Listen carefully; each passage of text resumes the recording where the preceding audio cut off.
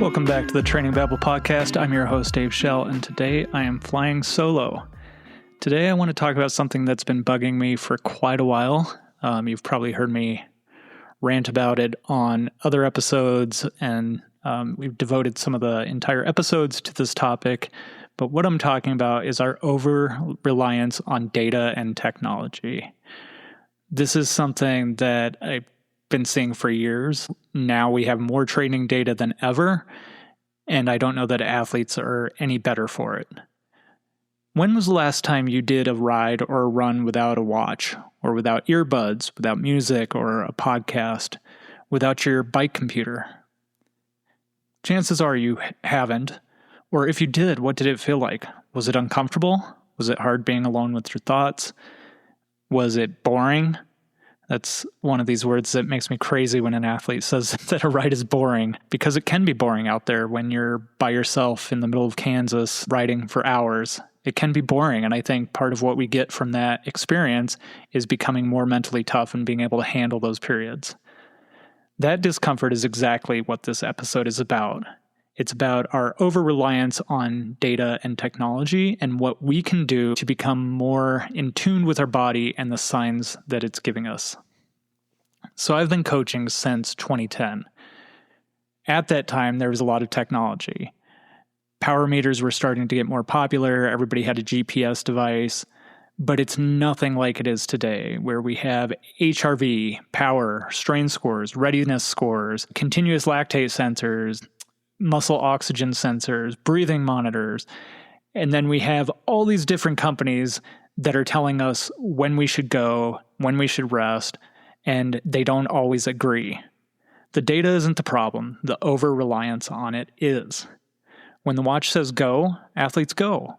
When the body says stop, they ignore it because obviously the technology probably knows more than we do, right? It's got all this research and development behind it, so it probably knows better than we do. And so we wake up, maybe we feel like we've had a great night's rest, but then we look at our device and it tells us we slept poorly, or we only had 30 minutes in REM sleep. Or we wake up and we feel like shit, but then we've got the green, it tells us to go today. Let's do a hard workout.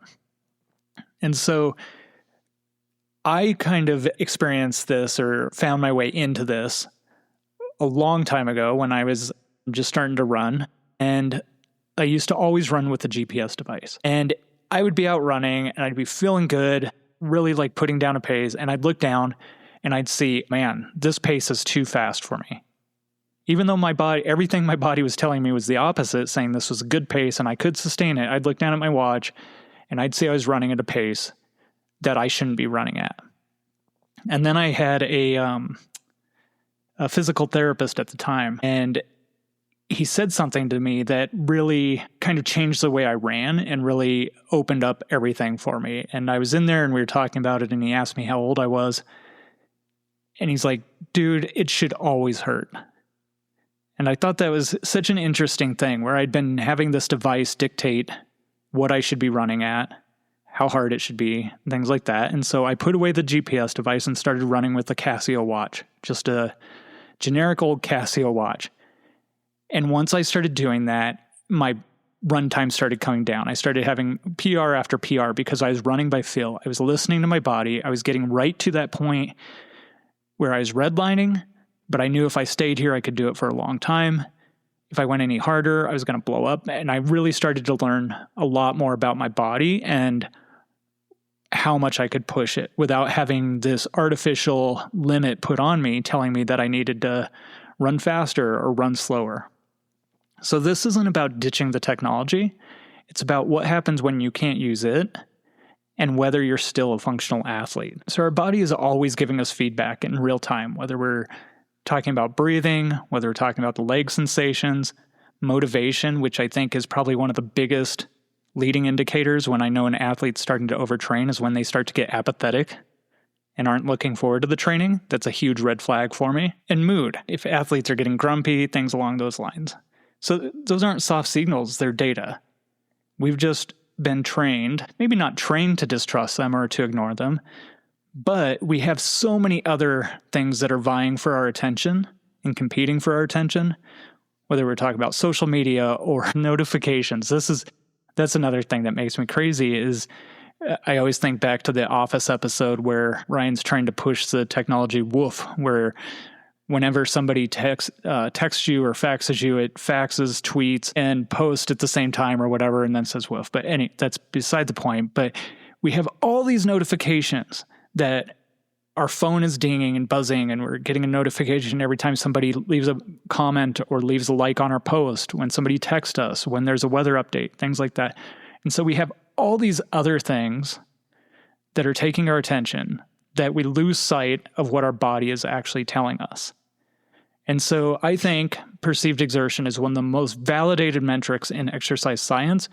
It's just less marketable than a power meter or lactate sensor or any of the other devices because you can't monetize it. But the problem with this is that if you don't practice reading these signals or paying attention to these signals, you lose the skill. And so just like anything, just like any skill, whether you're playing an instrument or learning how to swim, use it or lose it. And the more we spend time and practice it, the stronger that signal gets and the better we get at following those. Another example of this is one of my old coworkers, Cody Stevenson, who worked on Project Y, which was a project where they grabbed, I think it was 5 to 6 athletes. I think they had bikes, but most of them didn't have computers. They didn't have power meters. But he coached them all for what was at the time called Dirty Kanza. Now you know it as Unbound 200. And so he coached them all using RPE, or rate of perceived exertion. And they were all successful. And so at that time, Cody and I were talking about it at work, and he was just talking about how people don't give as much credit to RPE as they should, but it's such a powerful tool, especially when used in combination with a power meter and a heart rate monitor and other type of metrics. And so by doing that, you can really start to trust the signals that your body is telling you. So you know what a hard day feels like. And if you're on the trainer or you're on the bike and it's just not lining up, let's say that your heart rate's higher than it typically is, RPE is higher, but then power's lower. Well, that's telling you something. That's a signal. And so maybe you did this workout 2 weeks ago and it felt easier. Your heart rate was lower, things like that. But now today it's like, it just feels much harder. Well, rather than slogging through and trying to get it done and perhaps having the downward spiral, you back off, you adjust for the RPE because your body's telling you something. Like maybe the watts, the external load is the same, but the internal load is telling you that your body's having to work harder today than it did 2 weeks ago. And same with that rate of perceived exertion. For some reason, it feels harder today. And the beauty of perceived exertion is that it takes everything into account. It's taking into account your life off the bike. It's taking into account how well you slept. It's taking into account the heat. It's taking into account your fatigue status, all these things. So I think perceived exertion is probably one of the most powerful tools we have, especially when combined with one of these other technology tools that we have. So again, I'm not advocating that nobody should use devices. I absolutely love devices. I have all of them. But in my experience, they're not always accurate. Another example I have of this is the first Ironman that I did back in 2012.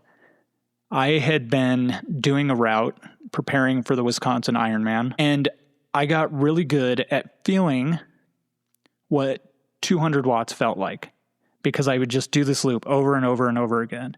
And this is what I encourage my athletes to do too, is when we're doing workouts, rather than being beholden to what the target number is, getting to the effort and holding it there, and then seeing, where's my heart rate here?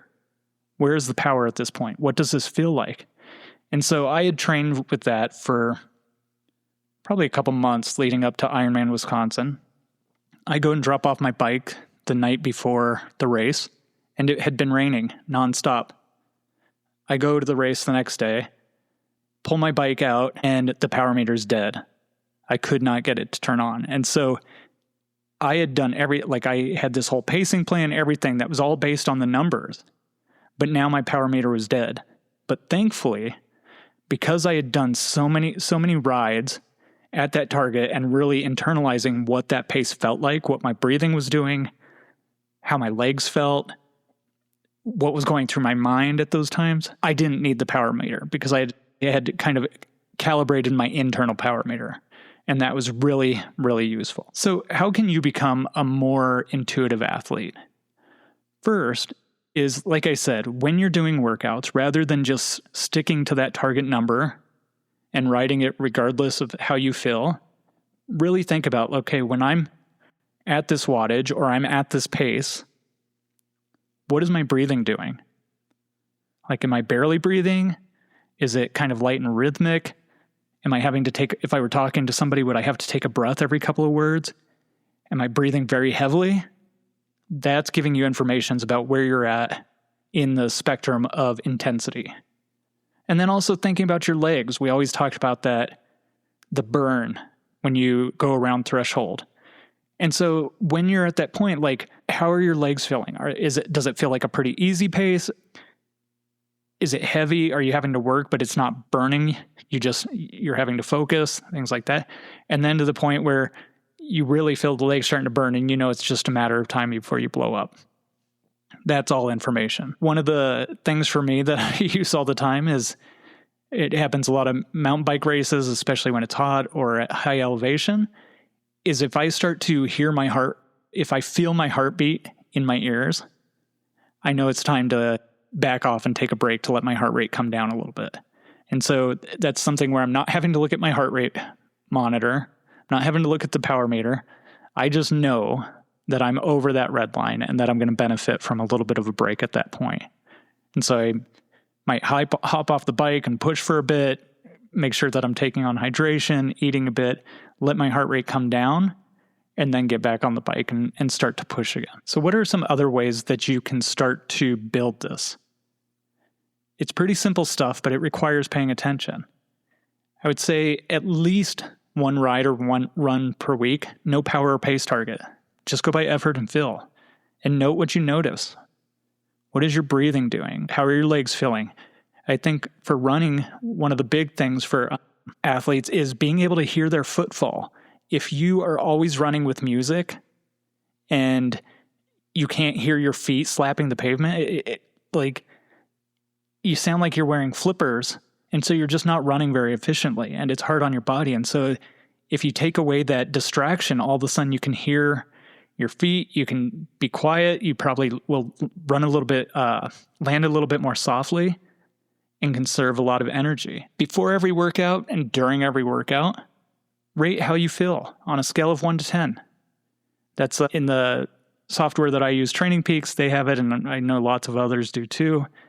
There's lots of different scales that people use, but 1 to 10 is pretty common. And so just starting to get a trend for when I do this workout, it feels like this. But on another day, maybe it feels a bit harder. That's telling you something. That's information. Start to see the pattern. Then start to name your sensation specifically. Think about, again, how's your breathing feeling? How are the legs? How's your motivation when you wake up? How's the mental fog? Not just a number.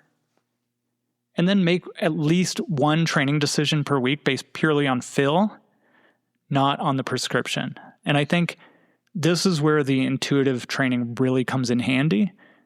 It's great to have this very elaborate training plan that you build up that takes into account the next 6 months or the next 4 months.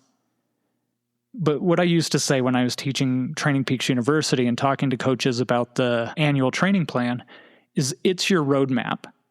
This is our plan. This is how we want to get there. But there's always going to be detours. There's going to be bumps in the road. There's always going to be things that pop up.